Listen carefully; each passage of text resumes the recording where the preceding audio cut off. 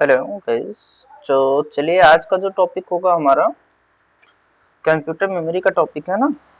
कल हमने पढ़ा था इवोल्यूशन और लास्ट हमने एक नोट पॉइंट लिखा था जिसमें हम लोगों ने रजिस्ट्री के बारे में लिखा, सॉरी रजिस्टर के बारे में लिखा था, है ना। तो आज आगे बढ़ते हैं अपने क्लास में और देखते हैं कि क्या कुछ अलग से होने वाला है, क्या कुछ नया आने वाला है ना। तो हम बात करेंगे कंप्यूटर मेमोरी के। देखें तो कंप्यूटर मेमोरी को दो भागों में विभाजित किया गया है। कितने भागों में? दो भागों में।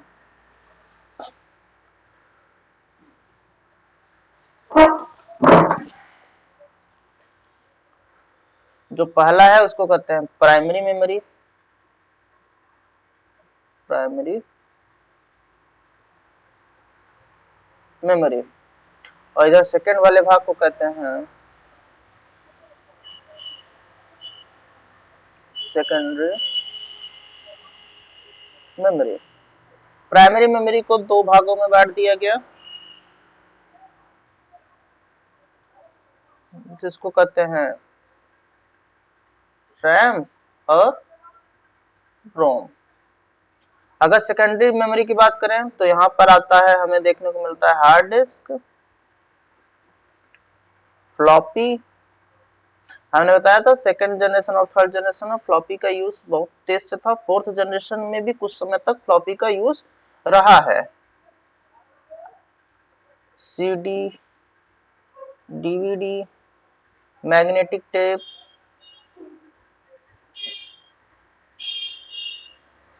इत्यादि ईटीसी में इसमें कई सारे आ जाएंगे जो भी। जैसे पेन ड्राइव भी है तो वो भी सेकेंडरी मेमोरी में आएगा। रैम की बात करें तो रैम को मुख्यतः दो भागों में बांटा गया है। कितने भागों में बांटा गया? दो में। पहला डी रैम, दूसरा एस रैम। रोम को कितने भागों में बांटा गया? तो रोम को कह सकते हैं हम कि तीन भागों में रोम को बांटा गया। कितने भागों में? तीन। एक तो होगा पी रोम, एक होगा ईपी रोम और एक होगा डबल ईपी रोम। ठीक है। रैम का फुल फॉर्म लिख लेते हैं। तो अगर मैं कहूं रैम स्टैंड फॉर, तो ये होता है random access memory. Random access memory. और यह मेमोरी एक चिप की तरह होता है। इसमें लिख लेंगे यह मेमोरी एक चिप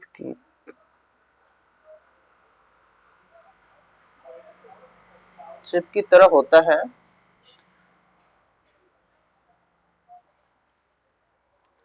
जो मेटल ऑक्साइड सेमीकंडक्टर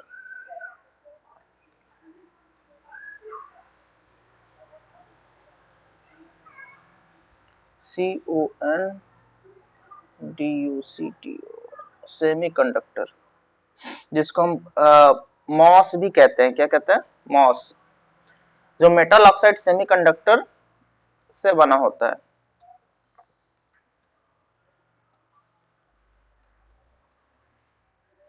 से बना होता है। और इसमें लिखते हैं रैम एक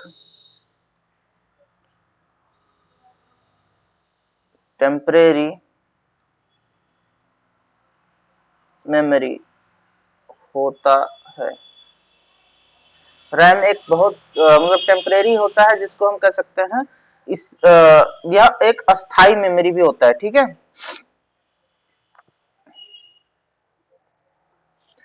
टेम्परेरी मेमोरी होता है, अतः जैसे ही हम सिस्टम को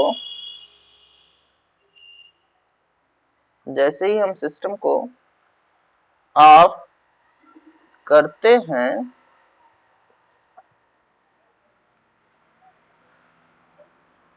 वैसे ही समस्त सूचनाएं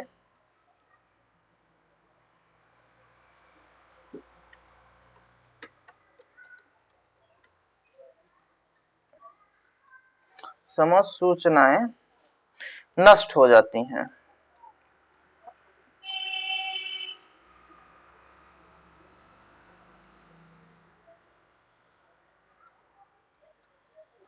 इसी कारण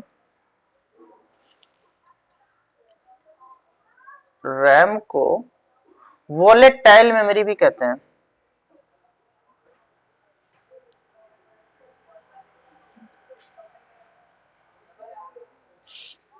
वोलेटाइल मेमोरी भी कहते हैं। तो इसे क्या कहते हैं? वोलेटाइल मेमोरी कहते हैं। वोलेटाइल मेमोरी उसको कहते हैं जैसे कभी भी पावर लॉस हो तो उसमें जो कुछ भी चलता रहता है वो लॉस होता है। तो मैं बता दूं आपको, जैसे हम कंप्यूटर ऑन करते हैं या फिर सडनली लाइट चली जाती है, हम काम करते रहते हैं, तो जब भी मैं दोबारा कंप्यूटर ऑन करते हैं हम लोग, तो देखते हैं कि जो भी मेरी इंफॉर्मेशन थी वे सारी नष्ट हो चुकी है। अगर मैं प्रिंटिंग कर रहा हूँ तो प्रिंटिंग बंद हो जाता है, अगर मैं कुछ प्रेजेंटेशन बना रहा हूँ वो क्लोज हो जाता है, यानी जो भी मैं ओपन किए रहता हूँ सारी सारी क्या हो जाती हैं? क्लोज हो जाती हैं due to the lack of power supply. इसीलिए उसको क्या कहते हैं? वोलेटाइल मेमोरी कहते हैं। इसीलिए इसे क्या कहते हैं? वोलेटाइल मेमोरी कहते हैं। रैम का उपयोग, इसमें लिखेंगे रैम का उपयोग डेटा को स्टोर करने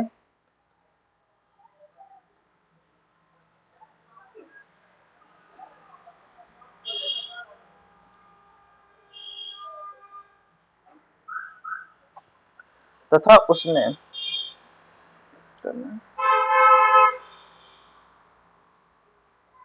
उसमें उपस्थित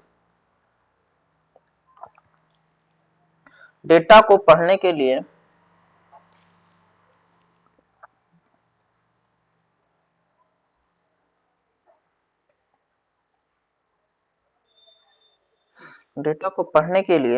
किया जाता है।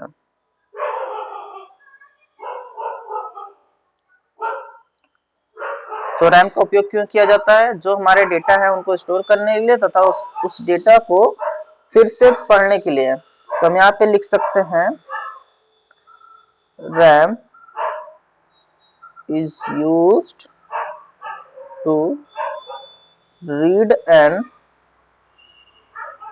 write data। ठीक है, रीड एंड राइट डेटा। और रैम को हम कितने भागों में बांटते हैं? तो रैम को हम दो भागों में बांटते हैं। पहला हो गया एस रैम, दूसरा हो गया डी रैम। एस रैम को बोलते हैं static random access memory. Static random access memory. D RAM को बोलते हैं डायनेमिक रैंडम एक्सेस मेमोरी। ठीक है, और अगर हम बात करें एस रैम और डी रैम की, तो एस रैम में हम लिख सकते हैं यह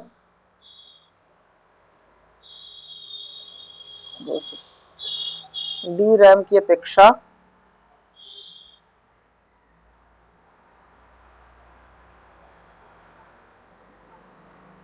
अधिक कॉस्टली, टी एल वाई होगा, ए नहीं होगा, ठीक है, अधिक कॉस्टली होता है। और इसमें हम लिखेंगे इस रैम को बार बार रिफ्रेश करने की जरूरत नहीं होती है। अगर हम बात करें, यह डी रैम की अपेक्षा क्या होती है, बहुत एक तो महंगी होती है, साथ ही इस रैम को बार बार रिफ्रेश करने की जरूरत नहीं होती है। रिफ्रेश क्या होता है, देखो हम जब भी कोई कार्य करते रहते हैं तो कंटिन्यूअस करते रहते हैं तो इससे क्या होता है, सिस्टम परफॉर्मेंस बढ़ती रहती है। तो हम देखते हैं, राइट क्लिक करते हैं, रिफ्रेश करते हैं तो थोड़ा सा फ्री स्पेस मिल जाता है जिससे हमारा सिस्टम परफॉर्मेंस देता है। लेकिन एस रैम में बार बार रिफ्रेश करने की कोई जरूरत नहीं होती है, कंटिन्यूअस चलते रहते हैं, इनको रिफ्रेश करने की उतनी जरूरत नहीं है। अगर यही मैं डी रैम की बात करूं तो यही एस रैम की तुलना में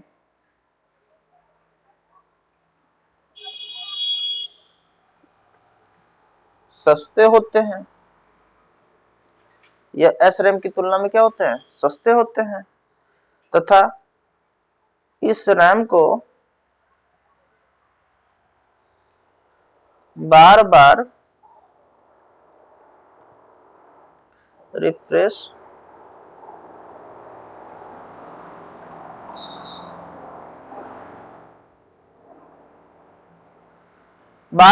करने की जरूरत होती है। चलो अब हम बात कर लेते हैं, रैम ले लिया, रोम के बारे में। इसको कहते हैं रीड ओनली मेमोरी। तो इसको कितने भाग में बांट दिया गया, 3 भागों में। एक हो गया पी रोम, एक हो गया ईपी रोम, एक हो गया डबल ईपी रोम। तो देखो जो रोम होता है ना,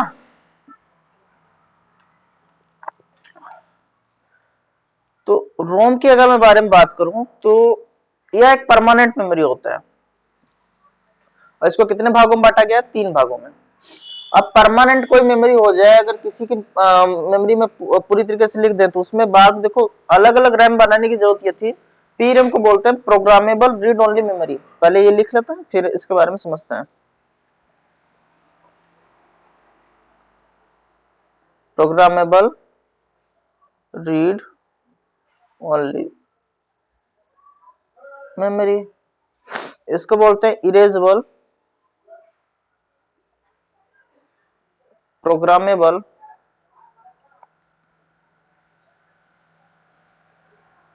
read only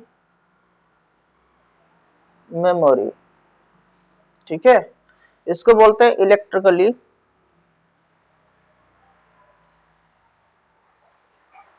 erasable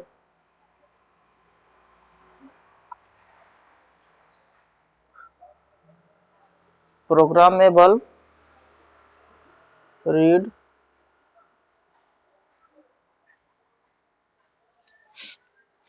only memory. अब देखो दोनों के बारे में बात करते हैं। प्रोग्रामेबल रीड ओनली मेमोरी जो होता था, ये एक बार रीड किया जा सकता था, मतलब एक बार ही राइट किया जा सकता था। जब तक राइट नहीं होगा तब तक रीड नहीं किया जा सकता, यानी अगर जब तक हम लिखेंगे नहीं तब तक आप इसको पढ़ नहीं सकते हो। तो पी रोम के बारे में था कि आपको एक बार अगर मैंने कोई भी इंफॉर्मेशन लिख दिया तो दोबारा उसमें नहीं लिखा जा सकता। जब दोबारा नहीं लिखा जा सकता उस केस में क्या हुआ,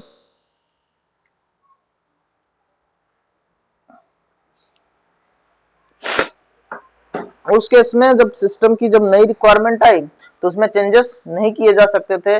तो पी रोम में भाई अब अगर कुछ भी एडिट नहीं हो सकता है तो एक समय आने पे जब कोई नई टेक्नोलॉजी आएगी, नई चेंजेस आएंगे तो इसका यूज वेस्ट हो जाता था।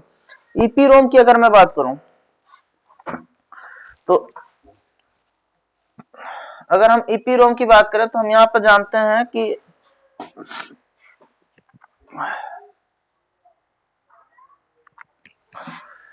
यह इसमें लिख लेते हैं, या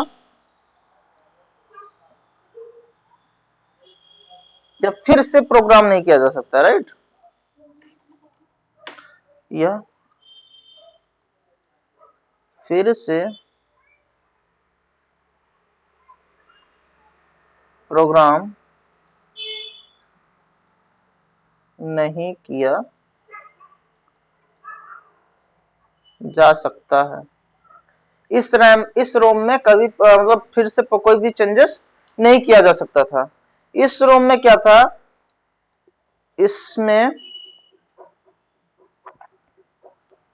यूवी रेज की मदद से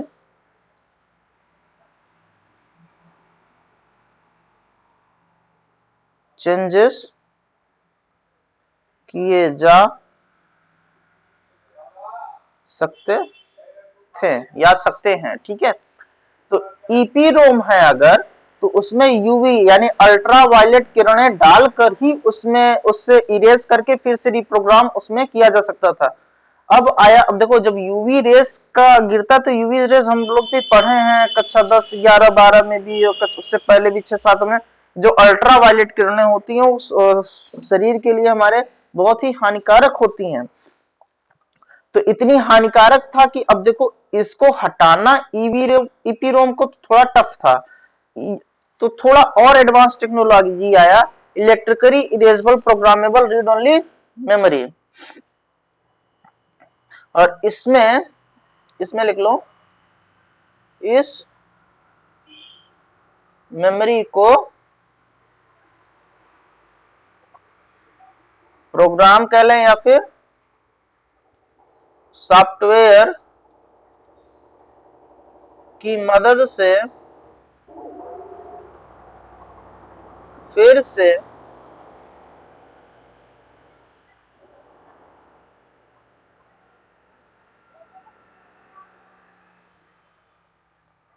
से प्रोग्राम किया जा सकता है। अब देखो ईपी रोम में क्या हुआ ना कि अब जो भी होगा ये अपने मदद से मतलब प्रोग्रामेबल है, ये भी इलेक्ट्रिकली है, यानी हम इसको अपने पेन ड्राइव वगैरह में अपने सिस्टम में लगा के आसानी से क्या कर सकते हैं, इसमें चेंजेस कर सकते हैं। अब इसमें अल्ट्रावायलेट किरणों को गिराने की जरूरत नहीं है, अल्ट्रावायलेट रेस का उपयोग करने की जरूरत नहीं है, ये ऐसे ही हो जाएगा। चलिए रोम के बारे में थोड़ा सा जान लेते हैं। रोम के बारे में, तो यह एक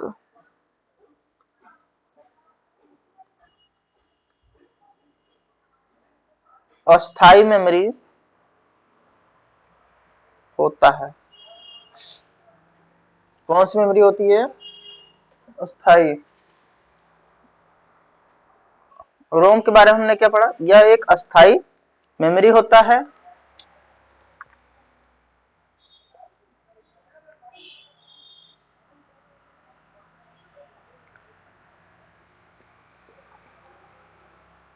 इस मेमोरी में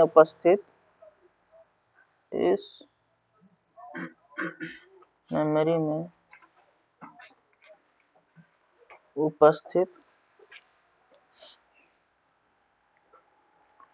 डेटा को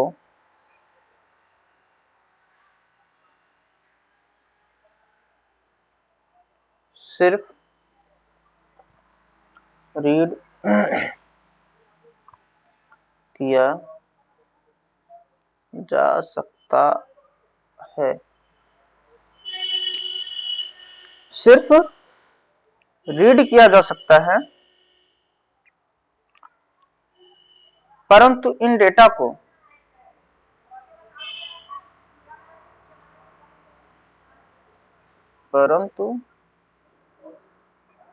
इसमें उपस्थित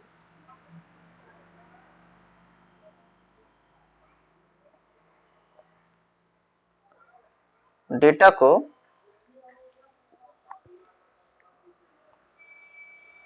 आसानी से परिवर्तित नहीं किया जा सकता है। यानी इसमें जो डेटा होगा उसको सिर्फ पढ़ सकते हैं, उसमें चेंजेस आसानी से नहीं कर सकते, क्योंकि अभी बताया पी रोम अगर है तो उसमें चेंजेस नहीं होगा। अगर ईपी रोम है तो अल्ट्रावायलेट किरणें डाल के उसमें चेंजेस किया जा सकता है। पहले अल्ट्रावायलेट रेस उसमें से जो भी इंफॉर्मेशन है उसको हटाएंगे और फिर से उसमें प्रोग्राम करेंगे, तो ये थोड़ा टफ टास्क होता है। तो इसमें क्या होता है, जो डिवाइस होता है वो खराब होने की संभावनाएं भी बहुत ज्यादा होती हैं।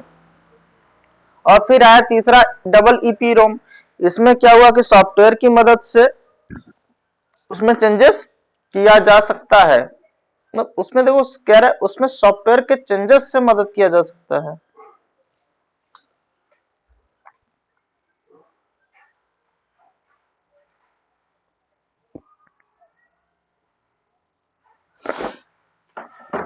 ठीक है, तो एक चीज और देखो,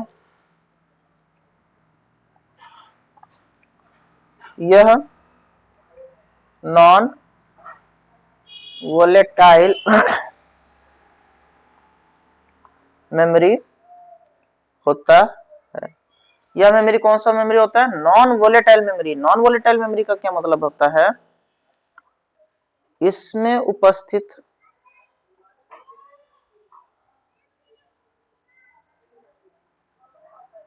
डेटा पावर लॉस होने पर भी, इसमें उपस्थित डेटा पावर लॉस होने पर भी एज इट इज बने रहते हैं।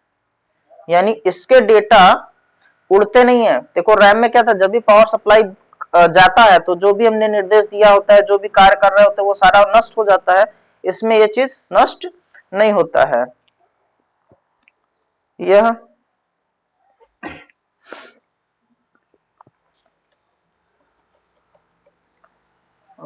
नष्ट रहता है। इस मेमोरी में सिर्फ रीड किया जा सकता है। तो हम कह सकते हैं ये रीड एंड राइट मेमोरी नहीं होता है, ओनली रीड मेमोरी होता है। ठीक है, तो एक विशेष मेमोरी के बारे में बात कर लेते हैं जिसको कहते हैं कैशे मेमोरी। क्या कहते हैं, कैशे मेमोरी। ये बहुत ही स्पेशल मेमोरी होता है, ध्यान से देखिएगा। देखिए ये रैम और रोम और इससे अलग हटके है कैशे मेमोरी। और ये जो होता है प्रोसेसर और रैम के बीच में कार्य करता है। इसमें लिख लेते हैं, यह एक विशेष प्रकार की मेमोरी है। यह एक विशेष प्रकार की मेमोरी है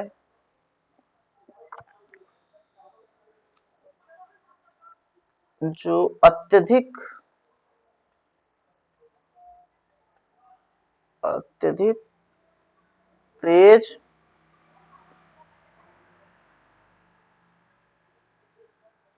कार्य करती है, अत्यधिक तेज कार्य करती है।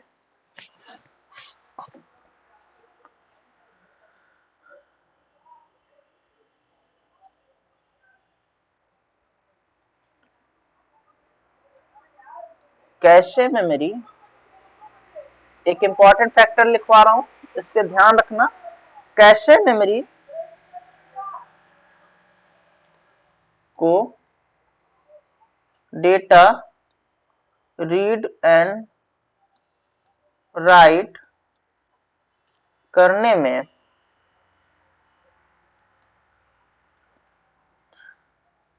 45 नैनो सेकेंड लगते हैं। और जबकि अगर मैं रैम की बात करूं तो उसमें 180 नैनो सेकेंड लगते हैं रैम में। ठीक है, 180 सेकंड उसमें लगते हैं, इसमें कितना लग रहा है, 45 नैनो सेकंड लग रहा है। और इसमें हम पढ़ते हैं, एक नोट पॉइंट इसमें लिख लेते हैं, कैशे मेमोरी बहुत महंगी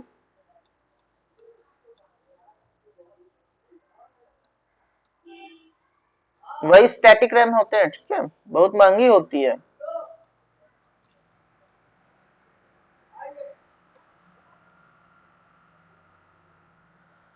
होती है। सामान्यतः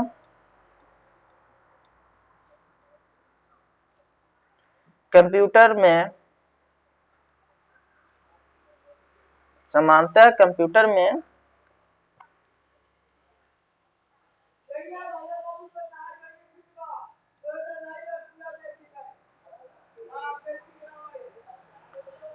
256 केबी से 4 एमबी की कैशे मेमोरी होती है, की कैशे मेमोरी होती है। समानता कितनी होती है? 256 से 4 एमबी की कैशे मेमोरी होती है। चलो सेकेंडरी मेमोरी के बारे में थोड़ा सा देख लेते हैं हम लोग। तो हेडिंग डालेंगे सेकेंडरी मेमोरी। सेकेंडरी मेमोरी हम पढ़ते हैं पहले इसके बारे में। सेकेंडरी मेमोरी है क्या? इसे एक्सटर्नल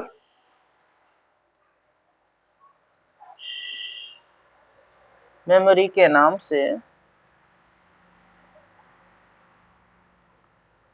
से भी जाना जाता है। किसके नाम से? एक्सटर्नल। और प्राइमरी मेमोरी को किसके नाम से जानते हैं? इंटरनल के नाम से जानते हैं। ठीक है, या जाना जाता है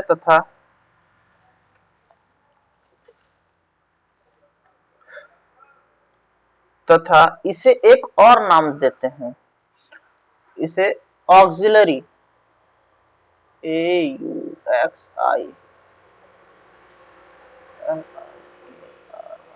ऑक्सिलरी मेमोरी भी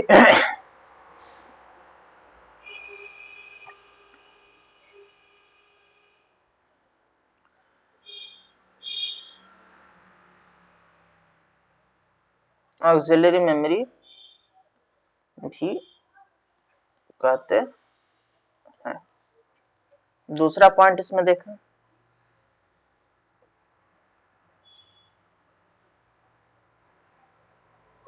अब देखो कंप्यूटर की जो प्राइमरी मेमोरी है वो बहुत महंगी होती है, रैम महंगी है, तो उसको क्या है कि एक निश्चित सीमा तक ही यूज कर सकते हैं। जैसे 2 GB, 4 GB, 8 GB, 16 GB, तो एक निश्चित सीमा तक यूज कर सकते हैं, और ना ही हम उसकी साइज को बढ़ा सकते हैं ना ही कम कर सकते हैं।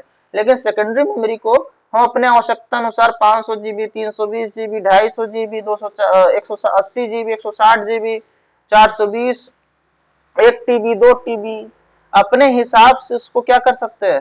चेंजेस कर सकते हैं।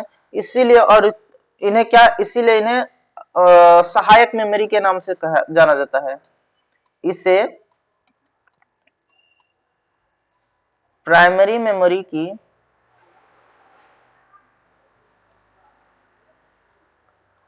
सहायक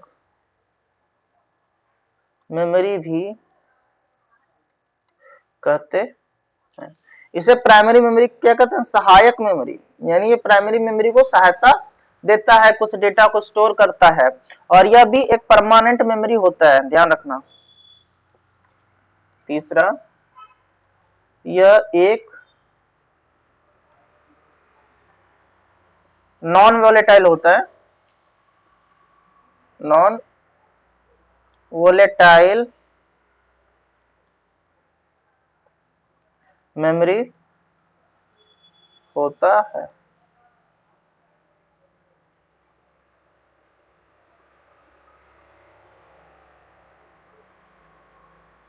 नॉन वोलेटाइल मतलब पावर सप्लाई ऑफ होने पे भी हमारे डेटा बने रहते हैं। मान लीजिए जैसे हमने अपने कुछ मूवीज वगैरह रखी है, फोटोज रखी है, हार्ड डिस्क में स्टोर है, तो लाइट बार बार दी जाए कोई प्रॉब्लम नहीं, क्योंकि हार्ड डिस्क में मेरा डेटा स्टोर होता है ना, तो इसमें डेटा लॉस नहीं होता है, इसीलिए इसको नॉन वोलेटाइल मेमोरी कहते हैं। और इसमें डेटा को स्टोर करने की क्षमता, चौथा देखें, इसमें डेटा को स्टोर करने की क्षमता अधिक होती है, और इसमें डेटा को स्टोर करने की क्षमता काफी ज्यादा होती है। कई सारे डेटा को क्या कर सकता है? स्टोर कर सकता है तथा लंबे समय तक रख सकता है अपने पास। पांचवा देखें, इसमें रीड एंड राइट दोनों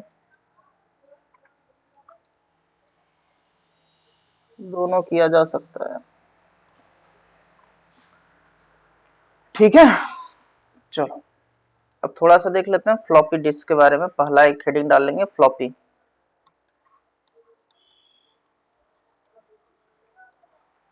फ्लॉपी डिस्क। देखो फ्लॉपी डिस्क के बारे में बात करें तो ये एक चुंबकीय होता था, मतलब इसका जो साइज होता था ना, तो यह वृत्ताकार वृत्ताकार तथा इस पर एक मैग्नेटिक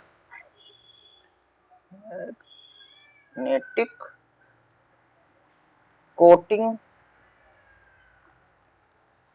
लगी होती है। ठीक है, और यह एक पोर्टेबल स्टोरेज डिवाइस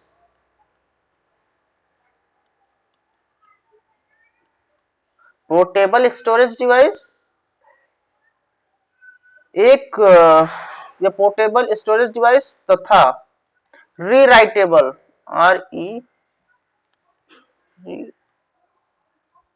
रीराइटेबल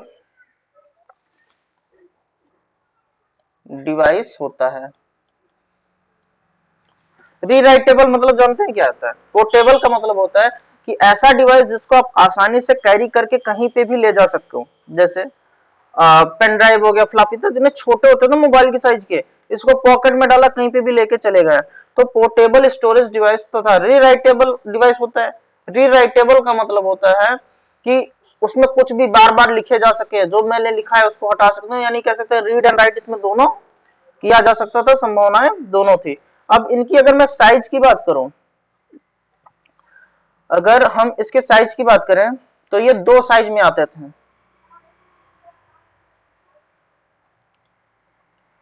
इसके दो साइज, अरे यार, इसके दो साइज आते थे। पहला एक होता था 8 इंच का,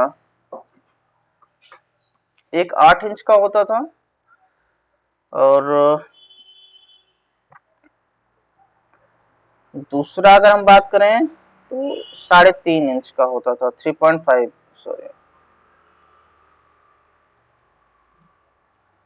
8 इंच का यूज हम करते थे डेस्कटॉप में, और 3.5 का यूज करते थे हम लैपटॉप के लिए। ठीक है, लैपटॉप में 8.5 और इसमें ये लगता था।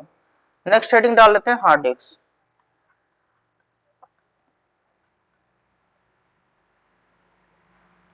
हार्ड डिस्क में भी पढ़े तो इसको फिक्स्ड डिस्क के नाम से भी जाना जाता है। इसे फिक्स्ड डिस्क के नाम से जाना जाता है। यह भी पोर्टेबल डिस्क तथा रीराइटेबल डिस्क होता है। तो यह भी क्या होता है? पोर्टेबल होता है तथा रीराइटेबल होता है। और लेकिन इसमें जो डेटा स्टोर होता है, इसमें डेटा ट्रैक एंड सेक्टर में स्टोर होता है। किसमें स्टोर होता है? ट्रैक एंड सेक्टर में। देखो ये इस तरह से रहेगा, और इसी तरीके से इसमें ऐसे बने रहेंगे, ठीक है। तो ये जो पूरा पूरा भाग है इसको कहते हैं सेक्टर। क्या कहते हैं? सेक्टर। ये जो पूरा पूरा भाग है इसको कहते हैं सेक्टर। अगर मैं सेक्टर की बात करूं तो ये यहाँ से जितना भी चला जा रहा है ना, जो स्पेस ये बच रहा है, इस स्पेस को कहते हैं पूरा सेक्टर है ये। और इसी में ट्रैक की अगर मैं बात करूं तो अगर हम यहाँ पे ऐसे ऐसे बना दें, मतलब पॉइंट काट दें, है ना, तो ये जो पॉइंट कट कर गया, तो ये जो पॉइंट यहाँ पर आ रहा है इसको कहते हैं ट्रैक। क्या कहते हैं? ट्रैक। सॉरी सॉरी, गलत हो गया, तो गलत बता दिया हमने।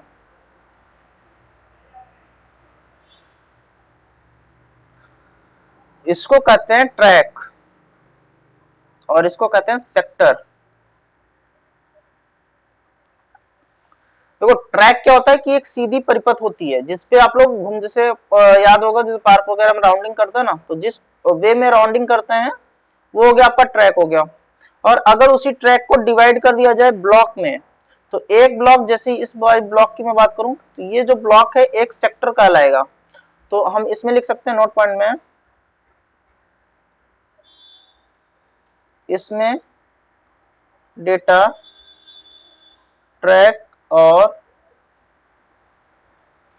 सेक्टर में स्टोर होता है।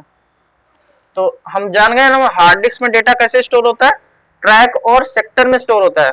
और यहीं पर उसकी हेड लगी होती है, एक हेड होती है। क्या होती है? हेड। और यही हेड क्या करता है, इसी ट्रैक और सेक्टर पे घूमता है, जिससे जो भी data in track and sector में स्टोर होता है वो उसको रीड करता है और रीराइट भी करता है, माने उसको पढ़ता भी है और जरूरत पड़ने पर उसको हटाता भी है। तो रीड और राइट का काम ये हेड के द्वारा होता है। अगर यही हेड खराब हो जाता है तो हमारी हार्ड डिस्क रीड नहीं कर सकती है, रीड नहीं होता है, तो हम कह सकते हैं हमारी हार्ड डिस्क क्या हो गई, खराब हो गई। और यह भी नॉन वोलेटाइल मेमोरी है क्योंकि पावर लॉस होने पर इसमें से भी डेटा लॉस नहीं होता है।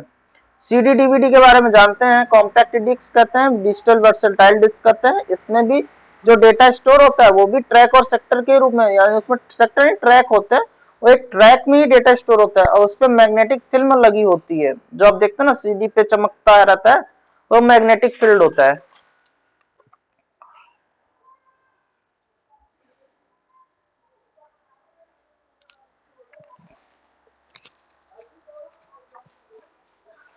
तो यहां तक आपका खत्म हो गया। अब हम लोग पढ़ेंगे इत्यादि में दे देना। जैसे अगर मैं सीडी की बात करूं तो 700 MB आता है, डीवीडी की बात करूं 4.7 GB, और अगर ये डुअल साइडेड है तो 14 GB समथिंग आता है। लेकिन अगर ब्लूरे डिस्क की बात करूं तो 25 GB से आता है और 40 GB तक रहता है ये।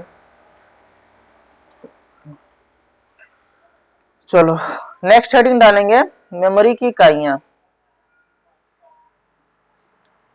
यानी हम बात कर लें डेटा साइज के बारे में। किसके बारे में बात करेंगे? Data size. नेक्स्ट हमारी हेडिंग होगी डेटा साइज। अब हम इसमें बात करेंगे डेटा को कैसे ब्लॉक्स में बांटा गया है, कि सबसे छोटी इकाई क्या है, सबसे बड़ी इकाई क्या है, तो इस पे बात करेंगे। जैसे देखते हो ना 4 GB 6 GB, तो 6 GB है तो उसमें कितने MB यूज हुए हैं, क्या यूज हुआ है क्या नहीं यूज है, इसके बारे में हम लोग इस पे विस्तार से करेंगे और ये नेक्स्ट क्लास में करते हैं, ठीक है। और आपको जहां ना समझ में आए पूछ लीजिएगा। Thank you.